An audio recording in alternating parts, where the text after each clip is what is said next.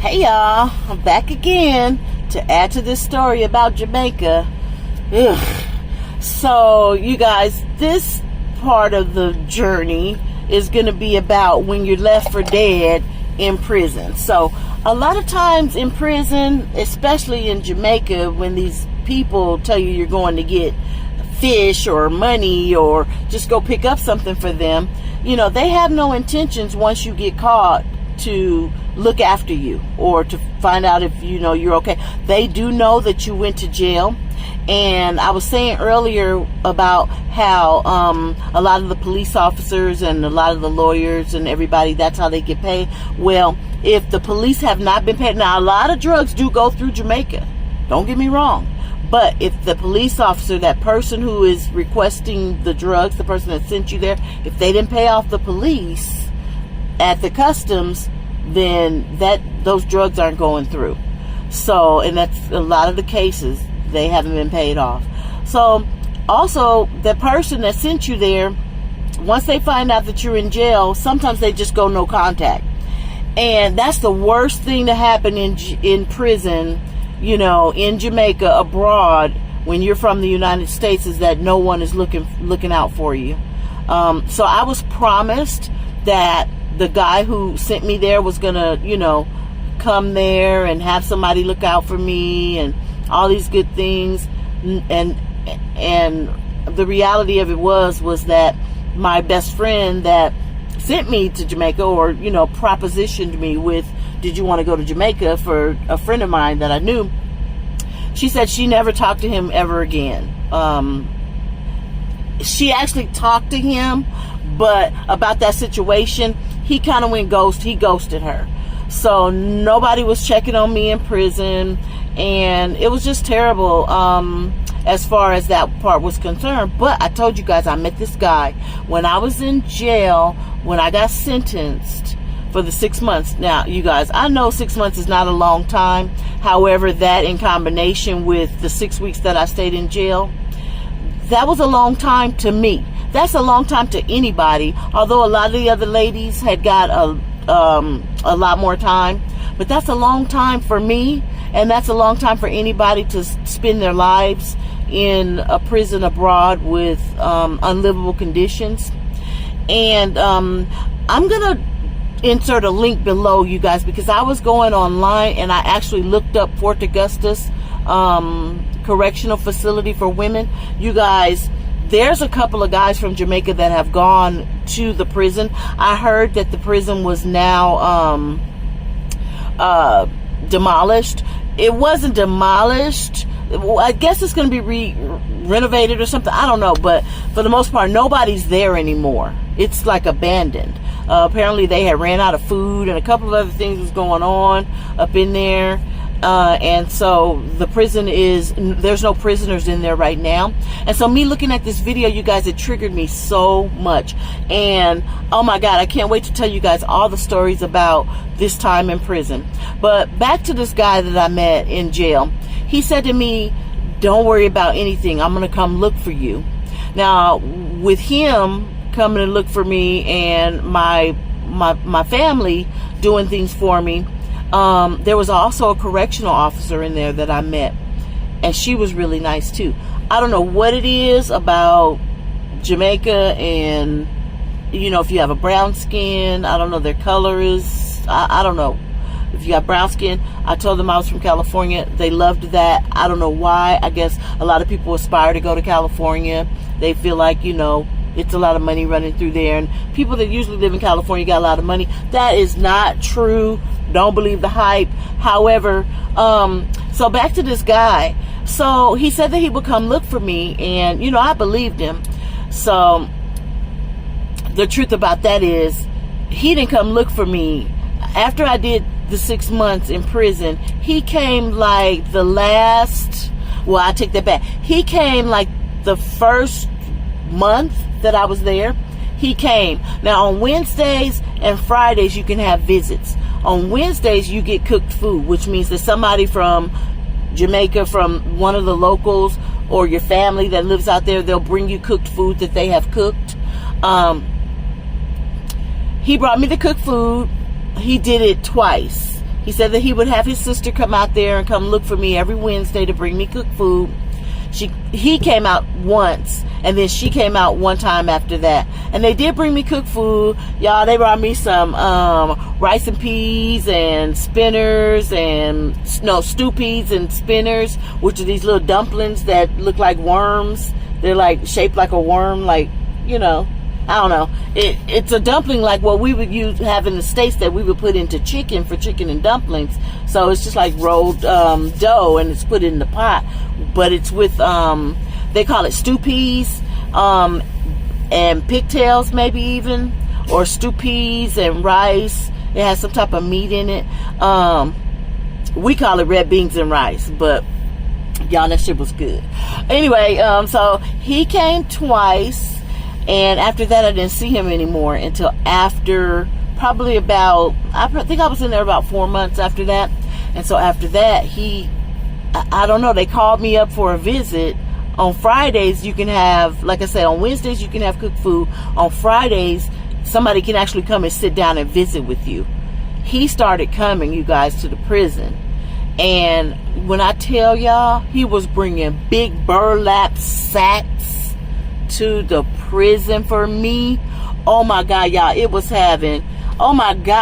cartons of cigarettes, like 2 cartons at a time. It was all kinds of soaps and all kinds of foods. They call cookies biscuits. So like the little sandwich cookies, like Oreo cookies, they come in a little pack. He was bringing me those. He brought strawberry ones. He brought peanut butter ones. He brought the chocolate ones. He brought the plain ones. He brought, when I was telling you guys about the 2-liter bottles, well, there's this thing out there called, it's a soda. It's called Little Chubby. And it's probably about this big. I don't know. Have you guys seen Buzz Balls? Buzz Balls is this alcohol that you can buy nowadays, and it comes like a little ball. Well, the Little Chubbies, which was a brand of soda, they call it Little Chubbies because it was only that big. It comes like blueberry and lemon lime, and just like the regular sodas that we would get in the States, but they would come really small in those little bottles. Also, they would sell the 2-liter ones. Of cola champagne, and which was like a cream soda, Ting, and all these different, Ting is grapefruit soda, all these different flavors of soda. So he would, oh my God, he sent like 20 Little Chubbies every time. He sent all kinds of Cadbury candy bars, and oh my God, he sent so much stuff. And every time he would come, he would bring me those things. Y'all, when I tell y'all, I didn't have to want for nothing up in that prison. I didn't have to want for nothing. I was selling shit. I had a whole store going on up in there, right? Why wouldn't I, right? And it was crazy. So also, my family, they put money on my books. And this is when I was telling you guys that the officers there, they would have cooked food. So if you have money on your books, you could buy cooked food.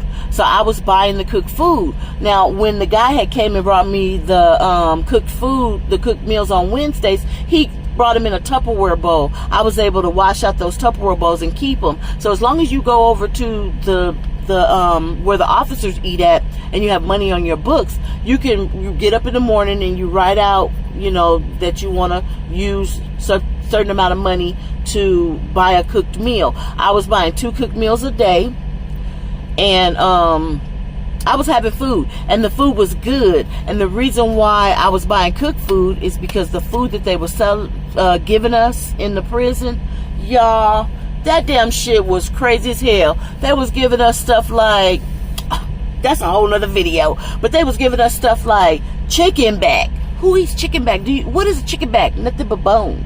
Pure bones. Bones? Like, what? I only eat the wing and the breast. It may be a drumstick here and there. So, for them to chicken back? What? The chicken back that they served the prisoners basically was the rest of the chicken that the officers didn't use when they were cooking their meals. So in my meals, I was able to get thighs and legs. There was no breast and wing, but there was thighs and legs. And you get stew peas and rice, and you get a vegetable, which was usually probably cabbage or callaloo. Callaloo is kind of like greens, but they have a little different flavor to them, but they're really good. It's like a mix between greens and spinach, like mustard greens and spinach, kind of, is what callaloo. It was really good, though. I mean, I ate it. That's all I had. But I would take my 2 containers every morning, and I would go purchase 2 lunches, and I would eat 1 for lunch and 1 for dinner. That shit was the business. That shit was so good. I was eating that shit. Don't think I wasn't. But the other people had to eat, you know, the chicken back, and they also served boiled dumpling, which y'all, it's just a boiled dumpling. It's thick, it's dense, it's just look like a hockey disc, but it's white. And it was, oh my God, that's a whole nother video. Never mind about that. I'm gonna tell y'all about that in a little bit. But I also became friends with one of the correctional officers. I can't remember her name, but one day she just called me up to the bars, and I walked up there and we started talking. I don't know why she called me of all people, but she did. And we started talking, and she just was like, you look nice, and you're a pretty girl. And she wasn't trying to come on to me or anything like that. She was like, I could get your mail in and out for you. Give me the address to your family. She's like, the only condition is, would you please, when you get out of here. Well, you know what? She did ask me how long did I have. Maybe she was only targeting people that didn't have a lot of time on their hands, you know, because I only had the 6 months. So she knew I was getting ready to get out in 6 months. So she asked me if I could send her some stuff from California once I got back, and I promised her that I would. You know, she wanted, like, you know, t-shirts with logos on them, and like things that we have in the States that they don't have in Jamaica. She asked if I could like send her boxes and stuff, and I told her, yeah. Y'all, let me tell you what she used to bring me, y'all. She would bring me perm for my hair. She was bringing me rollers for me to set my hair with, setting lotion, regular lotion. She was bringing me shampoo. She was bringing me, oh my God, y'all, she was bringing me fingernail polish and fingernail polish remover. Y'all, who the hell has all this stuff in prison? They call it Q-Tex. So, you know, the girls and stuff, they wanted to like use, can I borrow your Q-Tex? Only the girls in my dorm. I wasn't dealing with nobody else outside my dorm, but you know, they want to, can I borrow your Q-Tex? And, you know, or what color do you have this time? And stuff like that. I would lend the stuff out. I would let people use it. You know, it is what it is. Whatever. You know, I knew I wasn't going to be there for long. When I finally left, I left all that shit there. Trust and believe that. Even the dirty clothes that was up in the damn shed. Left all that shit. But basically, I was saying this to say that, so yeah, the correctional officer, baby, she was getting my mail in and out. I was able to write things in the mail, in the letters that I wanted to tell my family. And because when you get mail coming in or going out, they go through your mail, just like if you're in the States. They read your mail and they cross stuff out, like they black it out so your family can't see exactly what you're saying. Because you could be saying stuff about the prison, which I was, damn sure was. Or you could, you know, be saying something, I don't know, you know, you could be saying something that you shouldn't be saying. But I was able to give her my stuff. I didn't have to put no postage on it, nothing. I was able to give her my letters. And when I got letters coming into the prison, she would bring them directly to me. And I was able to say what I wanted to say. And my family was able to say whatever they wanted to say to me. And none of the stuff got blacked out. And she brought me all that stuff, and she was bringing me stuff all the time, y'all. All the time. So I really didn't have to want for much in the prison, but there were a lot of people in there that did have to want for stuff. So it's not like I'm just saying like I got a spoon in my mouth, a silver spoon in my mouth or anything like that. But pretty much I did when I was up in prison, because they was taking care of my ass. When I tell y'all they was taking care of me, I didn't want for nothing in the prison. It was bad conditions and bad situations up in there and things that happened, which we're going to get into some videos about that too. But all that other stuff, I didn't have to eat the chicken back. I wasn't eating the chicken back. And then the girl that I told you guys that lived in the back of the prison, in back of our dorm, I told y'all her name was Myrna. Her name was Lorna, actually. You know, by me telling all these stories, you guys, I'm recollecting so much stuff that, like the little small things. Trust and believe, this whole shit is blueprinted in my mind. So I'm not forgetting, but I'm recollecting the little small things like names and stuff like that. And when I was able to look at the video that I saw on YouTube, somebody had put that on YouTube. They were in Jamaica and they were walking through that abandoned prison. You know, it really helped me to really remember so many other things that I had forgot about. So those are all videos in itself, you guys. I promise I'm going to come to you and tell them all to you, y'all.